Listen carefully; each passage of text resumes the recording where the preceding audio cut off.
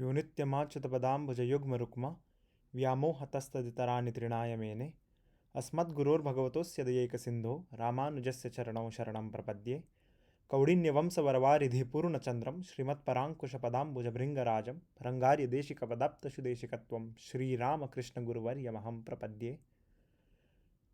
This is Dev Narayan and welcome to the first episode of Prashnottara. This platform is an outcome of the numerous questions that were asked on the Shankha Chakra Instagram handle, all of which were, of course, extremely thought provoking and indulging. And in that light, it has become rather important to address at least a few of these important questions in greater depth for the upliftment of Dharma. Prashnottara is the sandhi of two words, Prashna and Uttara. Prashna refers to question, and Uttara means answer. Uttara also means north, as a direction north, but in this context, Uttara means answer. So Prashnottara is a question and answer session. These were some of the prominent questions asked in the Instagram feed, and these are the questions which I have chosen for the first series of lectures. What is Sanatana Dharma? Is Hindu and Sanatana Dharma the same? Who is Bhagavana? Who is the most supreme Bhagavana, if there is anything of the kind?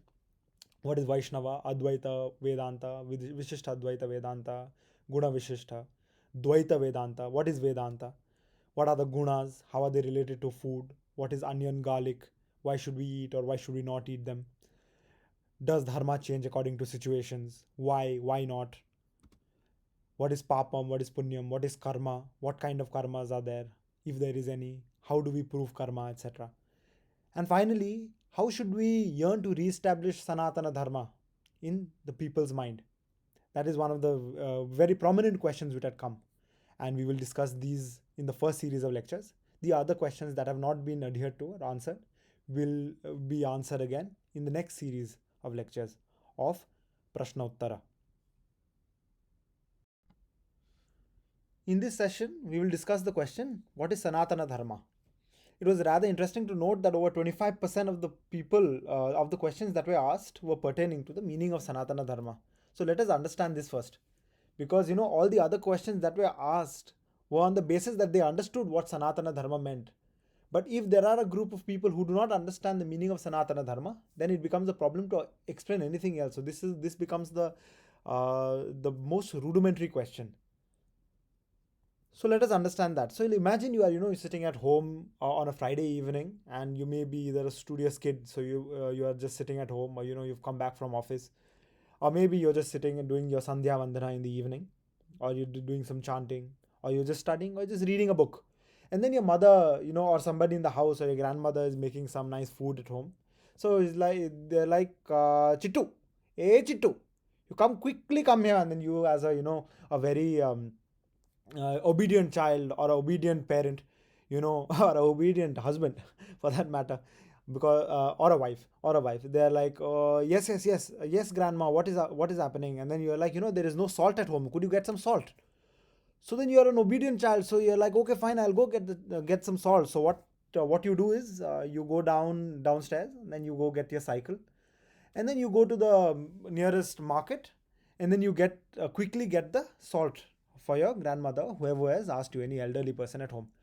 So now, if you understand, the aim of this exercise was for you to go and get the salt. So the aim becomes the upeya, that which you require, that you are aiming for, that which you want, which you want acquired. And the means to that, to be able to go to the market and get the salt, was the cycle. And that becomes the upaya, or the way, or the path, the means to the upeya. Another example is, let's say, you are studying for your 12th standard. Now the board's also coming up, and you're studying, and you want to get, maybe 100%, 90, 80%. So that becomes the upeya. Your aim is to get a high grade. You don't have to. It is not always necessary to get a good grade. But imagine you do. Then the upaya becomes, you must study hard, you must work hard, and then you will get that aim. So what do we want? This is what I want. I made some masala dosa this evening, and it was brilliant. But what was brilliant was that when I ate it, it tasted amazing. You see, from the tip of my tongue to the back of my throat, I get a sense of great happiness from within. Now, in a Sanatana Dharma, in the our preceptors that have come before us and the acharyas that have come, they realized something really profound. And what they realized was that that which is born must die, it must perish. So, this happiness was born when I consumed that. When the taste was there in my tongue, I had that sense of happiness, and the sense of happiness slowly dissipates as it goes down. I'll give you another example. So, let's assume, in this holiday season, at least for our Christian friends, we have this amazing Christmas and New Year, week where you get lots of presents, you share gifts, you share a lot of happiness and so on. Now, that happiness, let's assume that somebody gives you an iPad or some form of a tablet or some gadget, which is, it's an going thing right now, because I hear that the new iPad Pro and the iPad Air and so on is really good with the new bionic chip and everything. So let's assume that a friend gives it to you, and the moment you see it, you are like, oh my god, I've gotten this amazing thing from you. You are amazing. Oh, thank you so much. And what happens is it brings you a great deal of happiness. But for how long? This iPad is also a perishable commodity. It will slowly, the screen will crack, and then because the software keeps improving and so on, the productivity of the iPad slowly reduces. There is a diminishing factor. And then at some point you realize that I want a new one. And then you're not as happy as you were when you started. So there is this perishable existence of that happiness. And this happiness, because it was born out of the observation of the gift that was this iPad, when this iPad was gifted to you, the happiness was born from within. And because that which is born must perish, must die, so will this happiness.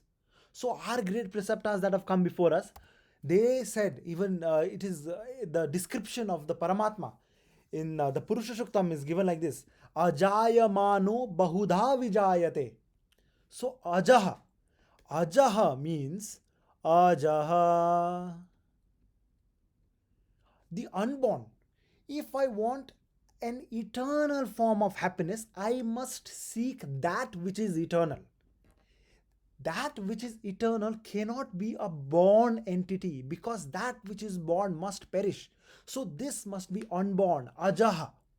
That is what I must seek for eternal happiness. Now I am saying I want bliss, but how do I know that which I am seeking is going to provide me with bliss? So for that, take a look at this picture. This is a mall. Why do we go to a mall? Or why do we do anything in our life for that matter? So we do it for bliss. But this bliss is anityam. Anityam. Which is transitory.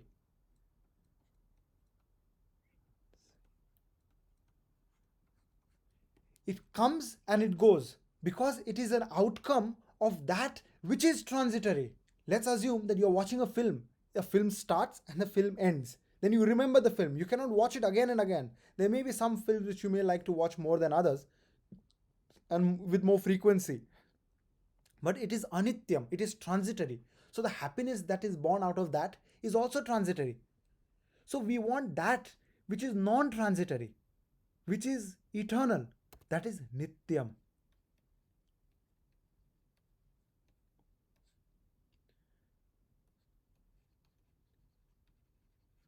It is eternal. Now, what is eternal? That entity which is going to provide us with eternal bliss is eternal. Therefore, the absolute truth that we seek for eternal happiness must be eternal too.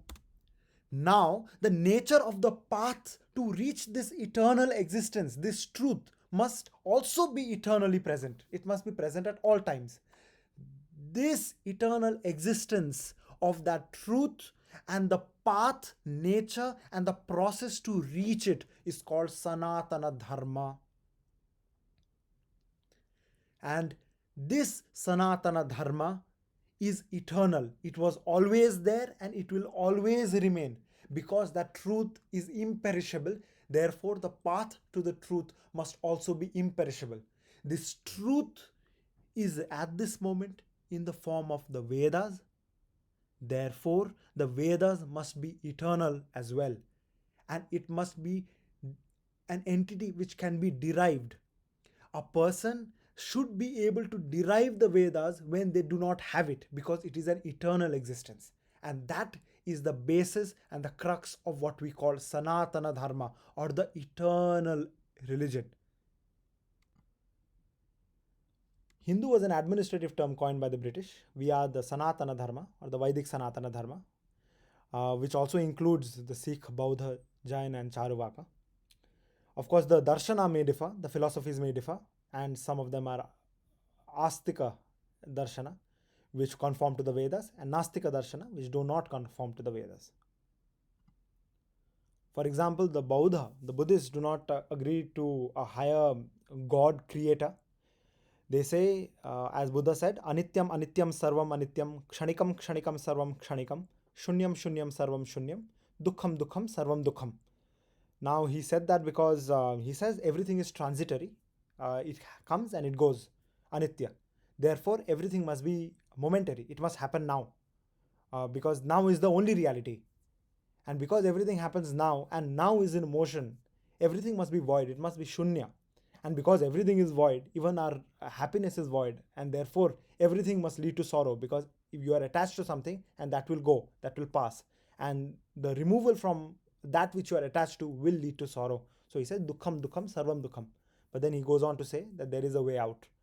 And of course, these are similar concepts in Sanatana Dharma, of course, not completely agreed to by our preceptors, and we will get on with them in the following series that will come around. With that, we come to an end of Prashnottara series 1.1. We'll see you again in the next episode, where we will speak more about the concept of Bhagavana and who is the Supreme Personality. Jai Shriman Narayana.